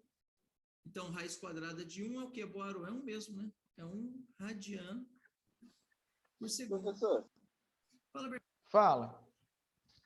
então, nessa questão aí, por ele ter dado o seno e o cosseno, e já ter ele dado a fórmula toda, todo esse desenvolvimento, a gente já sabe né, que quando o seno é 0,6 e o cosseno é 0,8, ele está tratando do ângulo de 45 graus, se eu não me engano, que a tangente é 1. Não. 45 graus, os dois teriam o mesmo valor. Seno e cosseno teriam o mesmo valor. Ângulo de 45 graus, seno e cosseno teriam o mesmo valor. Não, o que tem diferente é o... Não lembro se é de 40 ou de 30, mas o que a tangente deles é 1. Eu já tinha achado assim, fazendo de uma forma direta. Quando ele jogou lá, eu já sabia que a tangente... Mas você está falando de tangente. Assim, é uma coincidência que você está achando aí. Foi isso, mas foi porque ele resolveu fazer por esse módulo. Mas né? é o módulo que dá certo, não existe outro não, assim. Qualquer outra coisa diferente disso aqui, provavelmente ou é macete, que só funciona para uma situação muito única, ou então é sorte, entendeu? Talvez se o valor tivesse, algum valor tivesse diferente ali, o resultado estaria dando diferente. Muito provavelmente, tá? Por exemplo, aqui para cá, por acaso aqui, ó, o raio é 15, mas ele poderia ter dado diâmetro 60 e o raio ser 30. E aí seria outro valor aqui ao invés de 1. Entendeu? No caso, ele deu o diâmetro aqui. E deu diâmetro 30, né? Digamos que o diâmetro fosse 60, o dobro. Entendeu? Aí aqui seria 30. Aí, ou seja, o resultado aqui já não seria mais 1, seria 2. Já seria outra resposta ali. Que não bateria com o que você falou agora. Entendeu? Entendi. Nem 2, ia dar meio. Não, ia dar meio, porque aqui ia ficar 12 e aqui ia ficar 24. Ia ficar 12 dividido por 24, que ia dar meio. Não é? Nem ia ter resposta lá para encontrar. Então foi só uma coincidência mesmo, tá? Pura e simples. Deixa eu só andar mais um pouquinho aqui. Esse aqui eu não vou com vocês, é bem legal, mas acho que não dá tempo. E até porque, assim, não vai ser solicitado para vocês. Tem esses exercícios aqui, tem esses exercícios bem parecidos lá no Moodle, tá? Caso você queira se aprofundar, você pode vir aqui, fazer aqui, depois só ir lá no Moodle e replicar, tá? Sem problema algum. Só estou adiantando, mas aqui, esse material vai ficar com... Vou mandar esse material para vocês e a gente vai depois conversar. Acho que daqui para frente, acho que é só exercício, se eu não me engano. Esse do carro é importante vocês saberem. Deixa ele explicar só esse do carro aqui. Ele explicando esse do carro, a gente acaba a aula, tá? É porque esse do carro aqui é realmente importante. Aqui. Bebendo água é sempre bom, sempre beba água quando você estiver dando aula. Complemento, eu vou fazer com vocês as questões aí, ó, tipo, eu fiz pêndulo cônico, 2 casos, fazendo agora pista sobre elevada, são situações importantes para vocês, tá bom? Lucas Dorigueto, e aí, galera? Oi, Aníbia Lemos, tudo bem? Valdemiro, Luiz. Vai logo, criatura. Dá logo essa Então, aula. assim, volta para minha aula. Eu já ouvi essa expressão. Tem 5.004. É engraçado que eu lembro de uma redação que eu fiz no ensino fundamental 2. Agora que eu me esqueci agora, minha professora chamava Terezinha.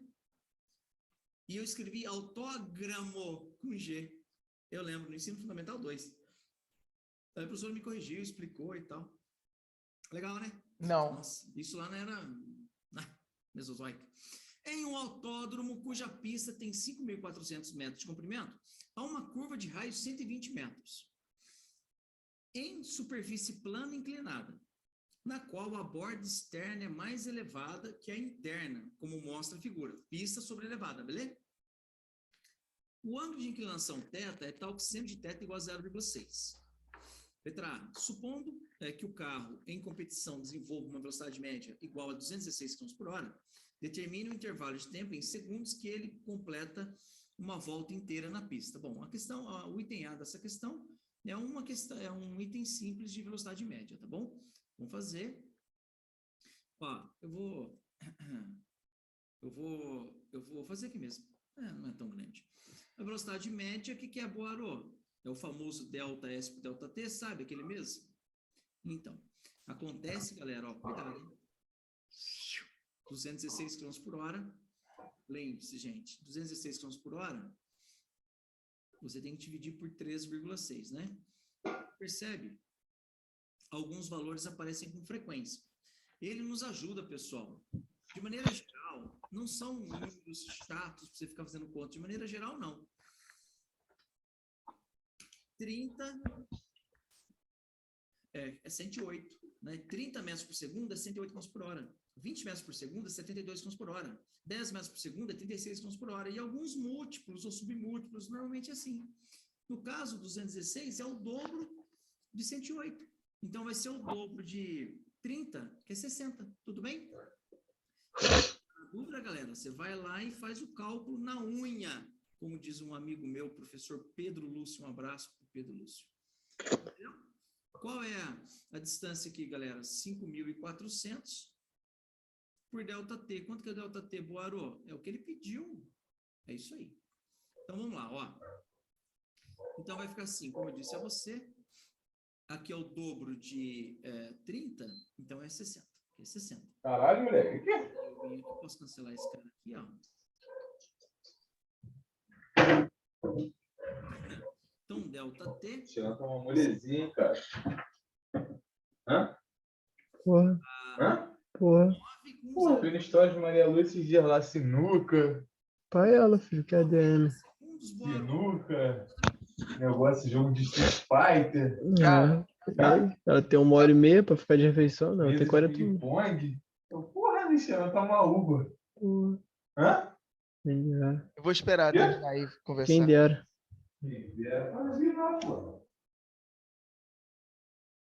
Foi? Foi mal, professor. Posso? Se eu estiver atrapalhando, fala. Vamos lá. Deixa eu só voltar um pouquinho, com certeza muitos não conseguiram ouvir por causa do barulheiro aí.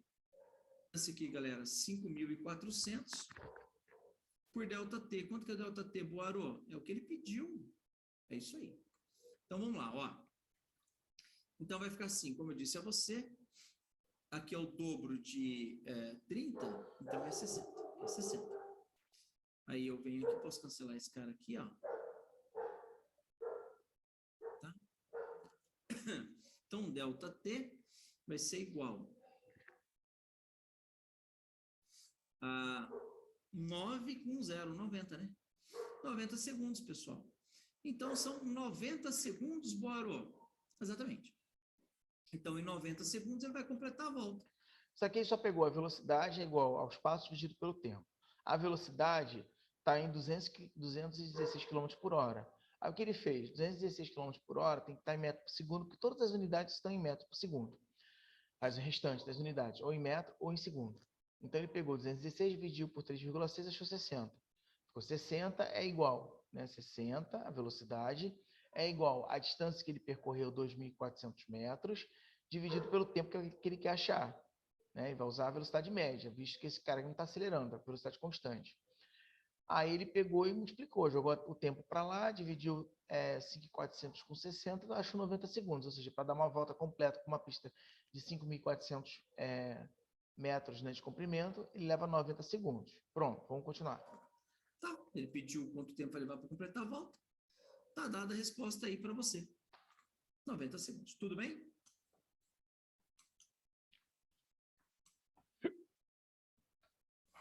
Muito bem. Agora sim, a letra B é a questão que envolve a parte da dinâmica do movimento circular. A letra B ele fala assim, ó, considere que a massa do carro seja igual a 600 kg, que a sua velocidade na curva inclinada seja de 30 metros por segundo. Gente, ele reduziu a velocidade aqui, tá? Tudo bem, vamos usar o valor da velocidade para o item B. Não é a velocidade média não, tá bom? Vamos lá. E que a componente horizontal dessa velocidade seja igual à resultante centrípeta. Como é que é? E que a componente horizontal desta velocidade seja igual à resultante centrípeta. Determine a intensidade da força normal em newtons aplicada pela pista sobre o carro nessa curva. Gente, muito bem. Então, ó, aqui ele falou de um jeito um pouco esquisito, né? Que a componente horizontal dessa velocidade seja igual à resultante centrípeta, né? Mas, enfim. Galera, o que está acontecendo aqui, galera? Ó, vamos fazer as forças. Quais são as forças que agem? Quais são as forças que agem sobre o carro? Note, eu vou fazer figura aqui para você. Nós temos aqui, ó, o peso, ok? E a normal. Tá bom. Eu estou dizendo a você que não é sempre que você decompõe o peso. Algumas vezes você decompõe o normal, que é esse caso. Gente, primeira coisa que eu vou falar aqui é uma coisa que eu já sei que alguns alunos já me questionaram. A curva, ela não é isso aqui, tá, gente? Ó, a curva, ela não é isso aqui. O raio da curva não é isso aqui, não. Não. O raio da curva é aqui, ó. Entendeu? Então, o raio da curva está aqui, né, Boaro? Isso, o raio da curva está aqui. Então, nós vamos decompor. Isso é bastante importante. Um dia que vocês estiverem fazendo, sei lá, quem for da engenharia civil, né, estiver fazendo mapeamento de pista, não, esqueci o nome que dá. Ai, meu Deus. Enfim, topografia lá da pista, tá? Você trabalha o raio dessa forma, tá? Durante o processo de topografia, você está projetando a pista e a angulação dela. Por a força normal e não a força peso. Por que, Boaro? Porque é a força normal que vai nos dar uma componente que aponta para o centro. É assim que funciona, galera. Esse cara eu vou chamar de NX, e esse cara aqui eu vou chamar de NY. Olha só o que eu estou fazendo. Estou aproveitando a figura que ele fez aqui para nós, né? Tem que desenhar o carrinho de novo. Você entendeu o que eu fiz ali? Entendeu? Ah, então peraí. Essa que aponta para cima, que é a normal, vai anular o peso, Boaro, e quem vai sobrar vai ser o NX? Exatamente. Por que a força que aponta para cima anula o peso? Gente, esse carro, ele não está acelerando subindo, nem acelerando descendo. Não, ele está girando certinho ali, ó, de maneira que ele falou até assim, que sua velocidade na curva seja associada à resultante centrípeta, né? Então, não, ele não tem nenhuma componente subindo assim, nem descendo. está fazendo a curva certinho, entendeu? Então, na direção Y, chamemos assim, ó, vou até fazer aqui para você, ó, vou fazer e vou apagar para o desenho não ficar muito carregado de informação. Mas na direção Y, que seria esse cara aqui, ó, a resultante é 0, enquanto que na direção X, que é esse caso aqui, ó, tá, ó, na direção Y, a resultante é 0, e na direção X, a resultante é o NX. Entendeu a ideia? É assim que a gente pensa. Ah, então vamos lá, galera. Então deixa eu só... Eu vou fazer aqui ao lado a reprodução ali. Não vou fazer o carrinho de novo, não. Vou fazer só um pontinho para descrever o carrinho, tá? Para a gente poder desenhar as forças que estão aqui de novo, para você poder enxergar o ângulo. Porque se você não enxergar o ângulo ali, dana tudo. Aqui está o peso. Aqui está normal, que é o cara que ele quer nesse exercício. Aqui está o NY. E aqui está o NX. Pronto. Eu desenhei aqui novamente o que nós já tínhamos discutido. NX, NY e aqui o N. Ó. Galera, então o N, eu vou prolongar o N aqui, ó. Por que eu vou prolongar o N? Seria equivalente a pegar um PY, mas a gente não vai pegar o PY não. Só prolonguei para a gente fazer análise do ângulo, tá bom? Onde está o ângulo? Ele, ó, determine, ó quem que ele quer. Determine a intensidade da força normal. O cara que ele quer é esse aqui, a gente não pode perder de vista. Então, vamos lá, galera. Vamos lá, bora. O ângulo θ está aqui, né, gente? Ó, é o tradicional θ aqui. Tá, só que o ângulo θ também está aqui, ó. Você concorda comigo que o θ também está ali? Como a gente faz, né? Quando a gente faz a decomposição do P por Px e Py, eu não demonstrei para você já dezenas de vezes, eu demonstrei para você que o ângulo está ali? O ângulo continua sendo ali. Não é porque, galera, não é porque nós não vamos decompor o peso que o ângulo não está ali. O ângulo está ali. Então, a gente vai usar como referência o ângulo ali. Aquele OPV, né, ó, oposto pelo vértice, está ele aqui, ó. Percebeu? Muito bem.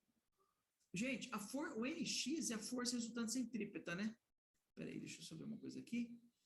Eu vou ganhar espaço aqui na resolução, tá bom, gente? Só para não correr o risco de tampar nada. Galera, então, ó, você concorda comigo? Letra B. Você concorda comigo que o NX é a resultante centrípeta? Que é o M V ao quadrado sobre R. Concorda? Ok. Agora, pensando apenas no triângulo das forças, você concorda comigo que aqui está o N,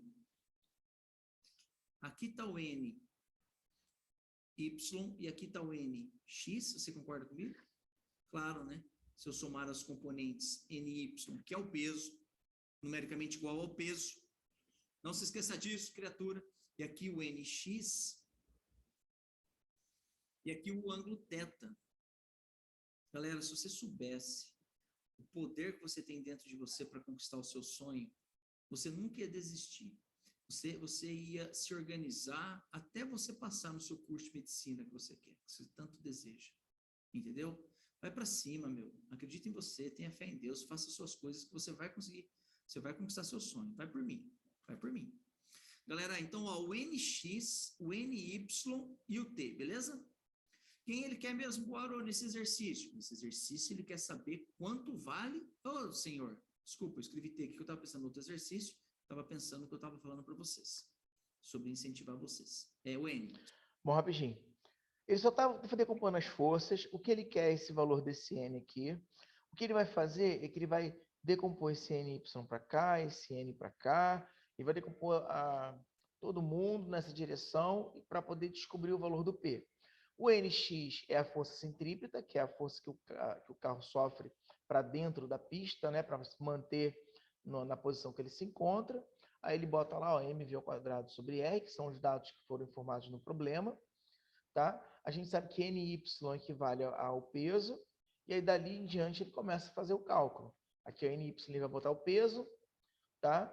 NX vai a força centrípeta, aí ele tem esse ângulo aqui, aí ele vai calcular, vai fazer seno ou cosseno. Nesse caso aqui, ó, eu tenho cateto oposto sobre cateto adjacente, Eu posso descobrir quanto que vale esse ângulo, tá? Ou eu posso fazer cateto oposto, que é a força centrípeta, sobre hipotenusa, tá? Quer dizer, hipotenusa sobre cateto oposto. Cateto oposto sobre... Ai, meu Deus! Cateto oposto sobre hipotenusa, que é se força centrípeta sobre N. Caso já conheça esse ângulo. Se eu fizer a relação entre tangente desses dois carinhas aqui, eu já sei quanto que vale esse ângulo. Logo, quando eu for fazer a relação entre NX e N, eu já sei o ângulo, porque eu descobri pela tangente, e aí descubro N. São várias soluções aqui para poder resolver, mas tudo por análise trigonométrica. Desculpa. Então, gente, quem ele quer? Ele quer o N. Ah, mas o NX é a resultância entre... Eu acho que ele dá, ó, ele diz, ó, o ângulo de inclinação θ é igual a seno de 0,6. Seno é cateto oposto sobre hipotenusa. Ele já deu seno, então não preciso nem saber quanto que vale o ângulo. Eu só preciso descobrir esses dois. Esse cara é força centrípeta, eu tenho todos esses valores, massa, velocidade e raio, já calculo aqui. O seno, eu já sei que vale 0,6, ó, acabou. É bem simples. Centrípeta e o NY é o peso. Ah, ganhamos uma questão, galera. Ganhamos uma questão já. Ganhamos uma questão. Porque você pode fazer assim, ó. Eu tenho a massa do carro. Vamos ver o que caminho que nós vamos seguir. Eu tenho a massa do carro. Uma questão, galera. Vou dar só um pouquinho. Pronto. Aqui ele pegou, calculou o valor da força centrípeta, né? Ele poderia ter colocado direto, mas ele, enfim, ele quis fazer assim. A gente vive. Ó, NX, tá? Que é força centrípeta. NX é esse aqui, ó. É massa vezes a velocidade quadrada dividido por R. Ele já botou aqui, ó. Massa vezes a velocidade quadrada dividido por R. Tá? É o NX. Aí ele pegou N seno de θ. Ó. NX é N seno de θ. Por quê? Ele está usando a relação entre cateto oposto sobre hipotenusa, que é seno. Tá? Aí ele só mexeu aqui, ó, organizou para deixar exatamente quem ele quer aqui isolado. Seno de θ é 0,6. Aí a força centrípeta, que é o NX, ele já vai dar um valor aqui, que vai dividir por 0,6, que vai dar 900, eu acho, se eu não me engano. Não, dá 900 não. Aí dá alguma coisa aqui que eu não sei o que é, dividido por 6, por 0,6, e vai dar 7.500. Senhor, agora não. Newton. Então, isso aqui é 7.500 newtons. 1.500 newtons. 7.500 newtons, galera. Tá vendo? Ele só pegou sistema trigonométrico. Substituiu o NX, que é a força centrípeta, o N é o que ele quer, e o seno de θ a gente já conhece. Fez seno de θ é NX sobre N, aí o N que estava aqui embaixo ele jogou para cá, que é exatamente o que ele quer. O NX é força centrípeta, substituiu esses valores que foram dados no problema, depois pegou 0,6 do seno de θ, jogou para baixo dividindo e achou 7.500. Tá? E é isso, crianças. Deixa eu voltar para vocês aqui. Não, é só parar de compartilhar.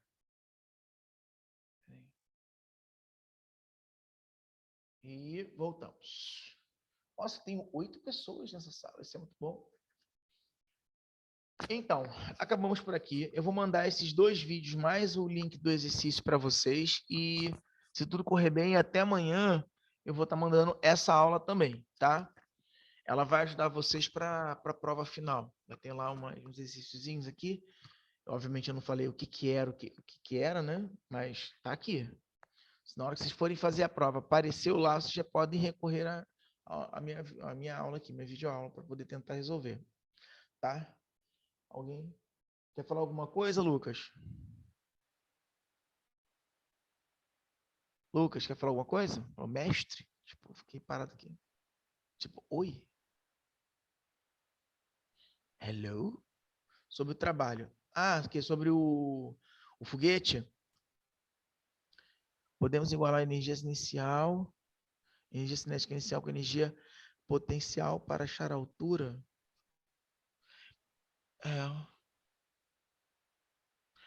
Pode, mas você vai primeiro precisar descobrir a velocidade. Lembra? A velocidade você só vai conseguir descobrir sabendo qual é a força com que você está aplicando no objeto. Espera aí, vou mostrar para vocês. Eu fiz na semana passada. Acho que alguém até gravou e mandou para o grupo. Não sei se foi o pessoal de Bangu ou o pessoal de Campo Grande que fez isso. Espera aí. Deixa eu só... já vou mostrar para vocês aqui. Já vou compartilhar para vocês darem uma olhada. Espera aí, muita hora nessa calma.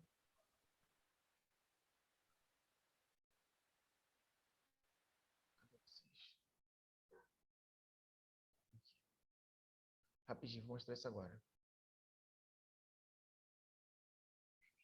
Aqui. Olha só.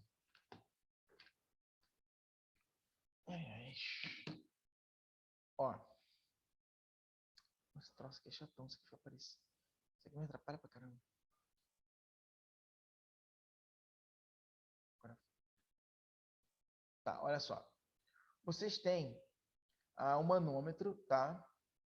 O manômetro, ele vai dar para vocês a pressão dessa área aqui.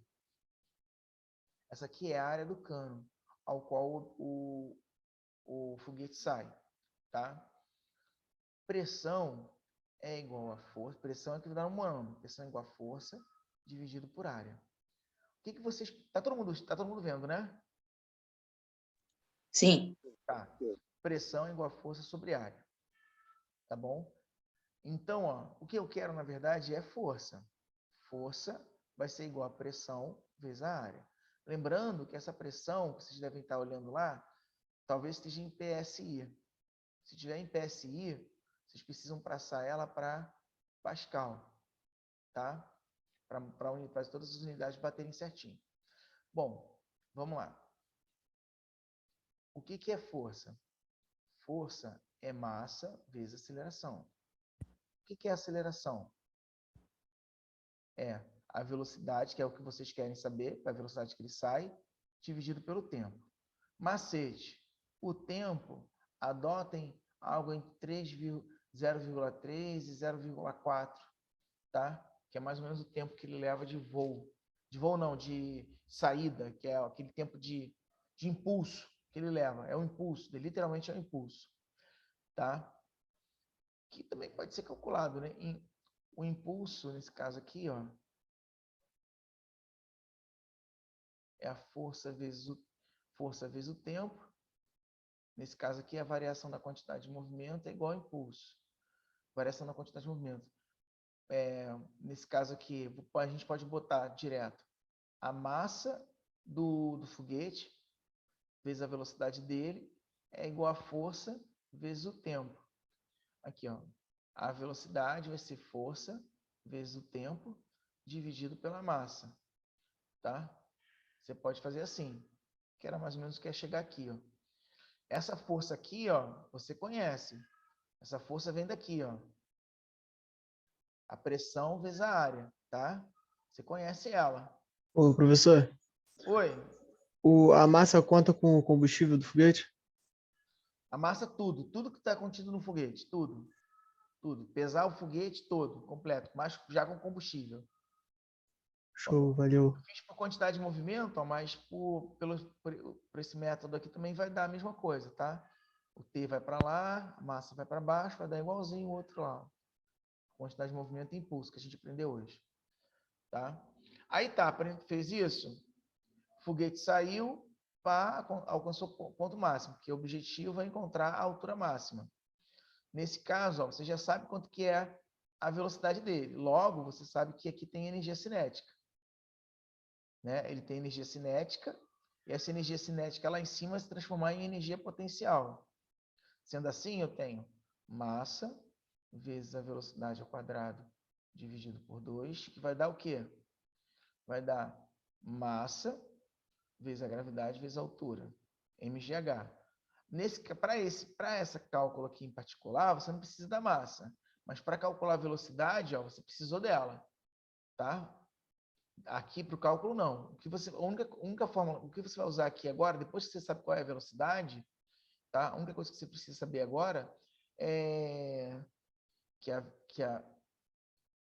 a altura vai ser, ó, o quadrado da velocidade sobre 2g. Pronto, 2g. Que g é esse? É a gravidade Campo Grande, Bangu ali. Tá? Aí, acabou. Ou seja, você primeiro precisa calcular a velocidade. Então, ó, sabe qual é o PSI? Vai sair 60 PSI.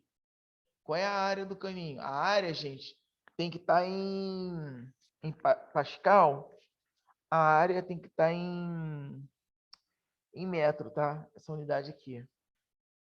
Pascal Pascal é força por metro quadrado. Isso aí, mesmo isso aí. Newton por metro quadrado. Professor, Oi? quando é para entregar o relatório? Relatório logo depois do lançamento. Isso tudo No aqui, dia? isso tudo aqui já pode ser previsto. Digamos que vocês já fizeram um teste, já sabe que quantos PSIs você vão usar. Já sabe qual é a área do cano que vai estar guardando a pressão, né? A área do cano que vai estar gerando a pressão, que vai expelir. Logo, você já sabe a força. Sabendo a força, aplica aqui, ó, acabou. E resolve, termina e faz. Aí você acha a velocidade, achou a velocidade, joga aqui nessa equação. Entendeu?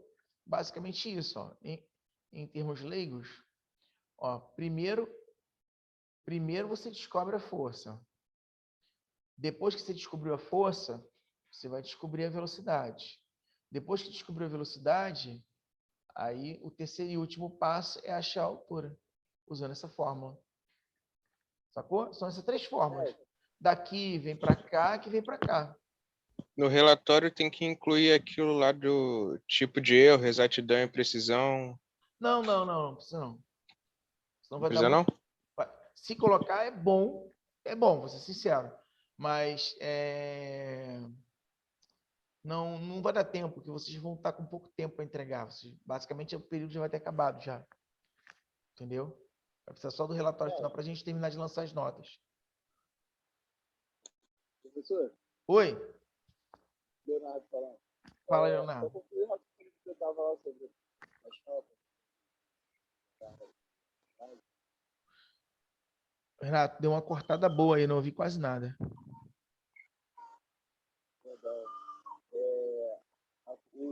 Só concluir o raciocínio que você estava falando sobre Alguém entendeu? Pode. Cara, velho. O que ele falou? Vamos lá.